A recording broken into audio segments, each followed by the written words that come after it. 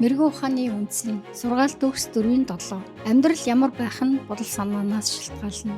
Тиймээс юуны өмнө бодол санаагаа аливаа мөн нөлөөнөөс хамгаалж сурахтун. Хүмүүс бидний бодол санаанд хязгаар гэж байдаггүй. Бодол санаандаа бид бусдыг амьлуулж бас хараар зөвхөн өхүүлж чаддаг. Гэтэл энэ хинт ч харагддаггүй, мэддэхгүй гэсэн энэ бодлыг маань ертөнцийн эзэн цаг үргэлж хардаг. Тийм учраас түүний хэлсэн үгийг анхааран сонсч өөрийнхөө бодол санаагаа хэрхэн муу нөлөөнөөс хамгаалж сурах талаар зааж сурахыг хүсдэг. Муу нөлөөнөөс хамгаална гэдэг нь хэн нэгнээс өөрийгөө хамгаалах гэсэн үг биш. Харин бид өөрсдийнхөө бодол санаа бохирдуулж хордуулсаар байдгийг ертөнцийн эзэн маань энд хэлж байгаа. Энэ бүлгийг бүтнээр уншиж дуусаад та бодол санаагаа түүнд таалагдахаар зөв байлгаж чадвал цэцэн мэргэн ухааны үн цэнийг олж харах болно. Ингээд мөнхийн эзэнтэйгээ ярив. Мөнхийн эзэн минь бидний бодол санаа гэдэг хязгааргүй их гэмтэй байдаг. Тийм учраас таны зааж сургасан үг бүрээр өдөр бүр бодол санаагаа шинжилж таны хүслийн дагуу амьдрахад нь туслаач. Есүсийн нэрээр гуйлаа. Амен.